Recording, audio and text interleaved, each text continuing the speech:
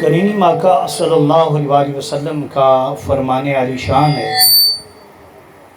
میرے آقا نے فرمایا کہ قیامت کے دن میرے سب سے زیادہ قریب وہ شخص ہوگا جو کثرت کے ساتھ میرے اوپر درود بھیجتا ہوگا۔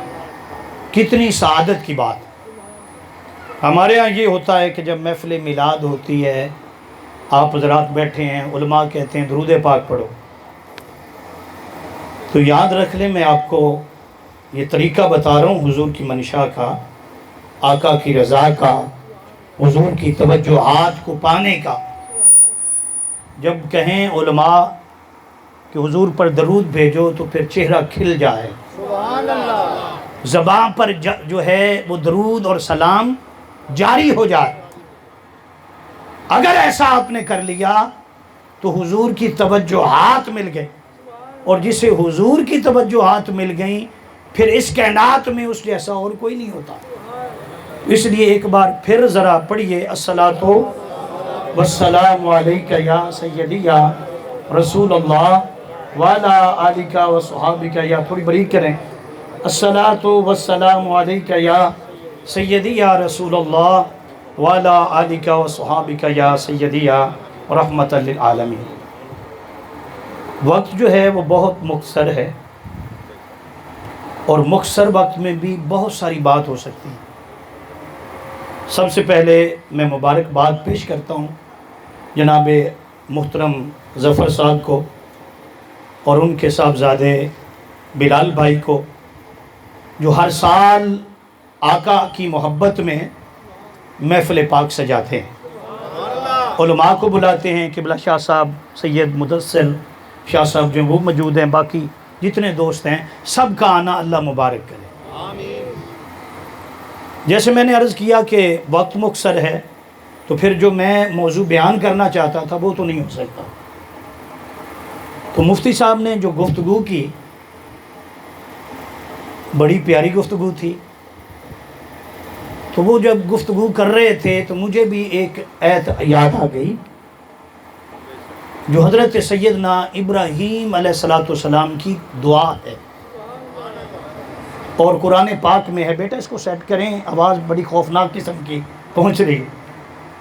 ہاں جی، بریک کریں، آواز کھولیں، ایکو بند کریں جب خود۔ ہاں جی ٹھیک ہو گیا، پھر پڑھیے درود پاک، الصلاۃ والسلام علیک یا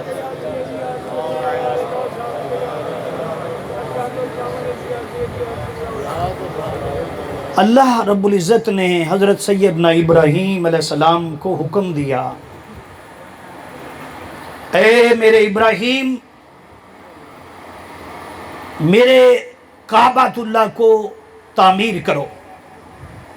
اور کعبۃ اللہ وہ ہے جو سب سے پہلی بار اللہ نے عرش سے اتارا تھا اور فرشتے لے کر آئے تھے۔ کیفیت یہ تھی کہ بالکل شیشے کی طرح صاف تھا، جو اندر کھڑا ہوتا تھا وہ باہر نظر آتا تھا، اور جو باہر کھڑا ہوتا تھا وہ اندر نظر آتا۔ سلسلہ چلتا رہا، نوح علیہ السلام کا زمانہ آ گیا، 950 سال تبلیغ حضرت سیدنا نوح علیہ السلام ہے۔ وہ تبلیغ کرتے رہے، قوم کو اللہ کی طرف بلاتے رہے، قوم اللہ کی طرف آنے سے گریزہ تھی۔ آپ نے 950 سال دے دیے، قوم نہیں سمجھی، قوم نہیں سمجھی۔ جناب نوح علیہ السلام نے عرض کر دی کہ مولا یہ قوم نہیں سمجھتی، یہ تیری طرف نہیں آتی، تو ان پر عذاب اتار۔ کیا اتار؟ وقت کم ہے اس لیے ایتے نہیں پڑھ سکتا، میں پابند ہوں جو ٹائم دیا گیا اس کا۔ مضمون کچھ اور تھا جو بیان کرنا تھا، لیکن وقت کا پابند ہونا یہ بڑی بات ہے۔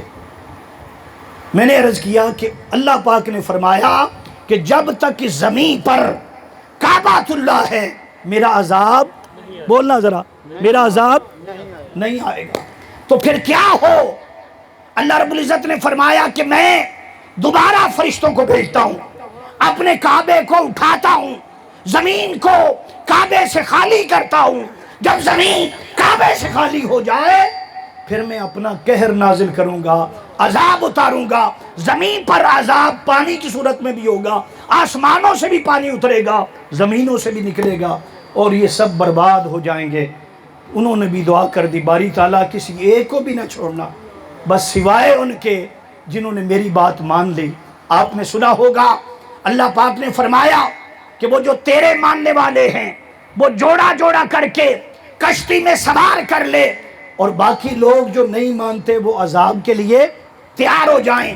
دوستو عذاب آ گیا، کعبۃ اللہ اس سے پہلے اٹھا لیا گیا، کعبے کی جو بنیادیں تھیں ان کا ادغام کر دیا گیا، اور پھر روح زمین پر پانی پھیل گیا۔ جب روح زمین پر پانی تھا 6 ماہ تک، تو نام مصطفیٰ کا صدقہ 6 ماہ کے بعد کتنا جی؟ اس کشتی کو کنارہ مل گیا، کشتی کو کنارہ مل گیا، کیونکہ حضور آنے تھے۔ اور حضرت عباس رضی اللہ عنہ فرمانے لگے کہ اللہ نے کرم کر دیا، بس 6 ماہ میں ساری دھلائی ہو گئی، ختم ہو گئے جو ہونے تھے، جو بچ گئے تھے وہ سب ماننے والے تھے۔ انہی کی نسلوں میں، انہی کی پشتوں میں سرکار دو عالم صلی اللہ علیہ وسلم کی آمد ہونی تھی۔ دوستو پھر ایک زمانہ گزرا، پھر ایک تاجدار کائنات کا نور مختلف لوگوں کے پاس آتا رہا، زمانہ گزرتا رہا، حضور کا نور سفر کرتا رہا۔ اعلیٰ حضرت عظیم المرتبت الشاہ احمد رضا خان بریلوی یہ فرمانے لگے، اس صدی میں آ کر، یعنی کئی آقا کریم صلی اللہ علیہ وسلم کے وصال مبارک حضور کی آمد کے بعد 1400 سال بعد کہنے لگے، چمک تو جسے پاتے ہیں سب پانے والے، میرا دل بھی چمکا دے۔ چمکانے والے وہ آدم کی چمک، وہ نوح علیہ السلام کا طویل عمر پانا، وہ کشتی کو کنارہ ملنا، حضرت داؤد جتنے نبی تھے سب کو رتبے ملنا۔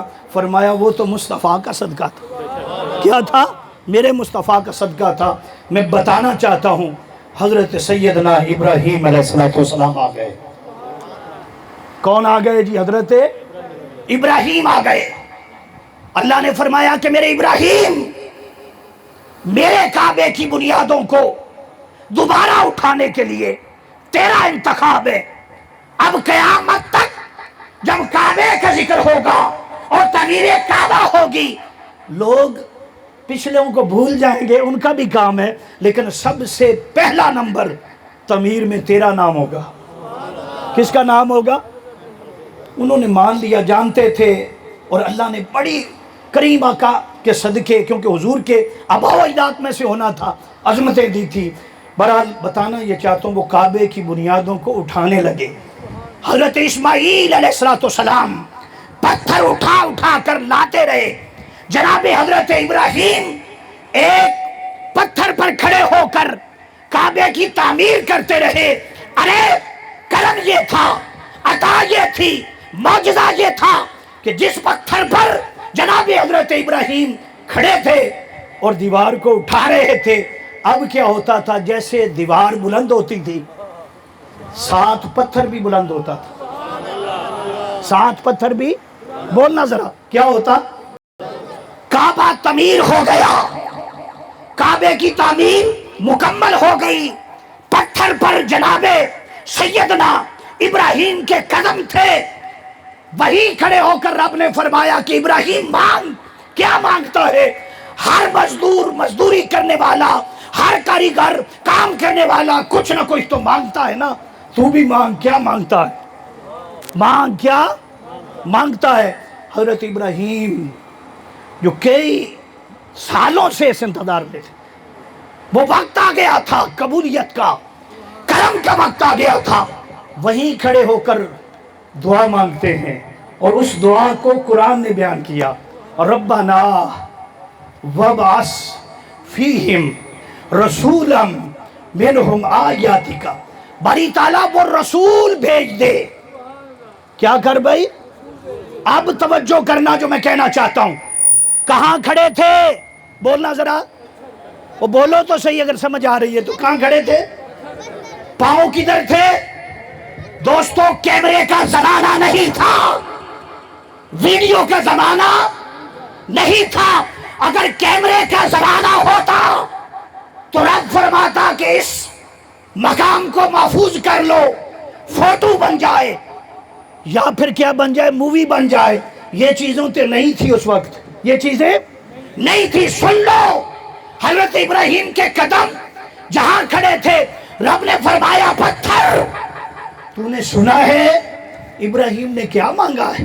ابراہیم نے کیا مانگا ہے؟ پتھر.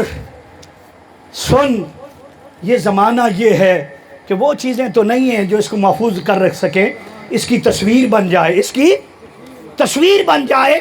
لیکن پتھر میں حکم دیتا ہوں حضرت آدم، حضرت سیدنا ابراہیم کے قدموں کے نقش پرست ہو جائیں. قیامت تک جو آنے والے، قیامت تک آنے والے جب کعبۃ اللہ میں آئیں گے تو میں دکھاؤں گا طواف کرنے والوں، تسبیحات پڑھنے والوں اور کعبے کے گرد چکر کاٹنے والوں، حجر اسود کو چومنے والوں، آؤ ایک جگہ ہے جو محفوظ کر کے رکھی ہوئی ہے جہاں قدم ہیں میرے حضرت ابراہیم کے. یاد کیا ہے؟ ابراہیم نے یار مانگا تھا، میں نے محفوظ کر دیا. قیامت تک آنے والے وہاں 2 رکعت ضرور پڑھنا. اور قرآن کہتا ہے وَاتَّخِذُوا مِن مَّقَامِ إِبْرَاهِيمَ مُصَلًّى، ابراہیم اسی جگہ پر 2 نفل بھی پڑھ دو کیونکہ تو نے دعا مانگی ہے. اور قیامت تک کیا کر دو؟ بولو. کیمرے نہیں تھے. آج مولانا مغالطے ڈالتے ہیں کہ جو بات آقا نے اس تصویر کی تھی کہ جس نے خود ہاتھوں سے تراشی. توجہ کرنا، بت بنایا، لوگ بت بناتے تھے، یہ تصویر ہوتی تھی. فرمایا جس نے ایسا کیا قیامت کے دن اللہ کیا فرمائے گا، اس میں جان ڈالو.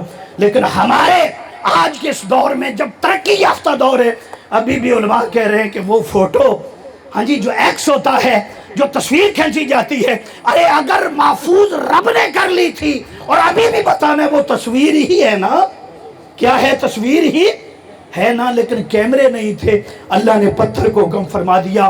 میں بتانا یہ چاہتا ہوں کہ لوگوں، اللہ نے ہر وہ یاد محفوظ کر کے رکھی ہے جس کی یاد میرے مصطفیٰ کے ساتھ جڑی ہوئی ہے. اس لیے میں بھی عمرے پہ گیا تھا پچھلے سال، تو کسی نے اسی طرح بات کر دی جو تصویر میں چھپانا تو بڑی گناہ ہے.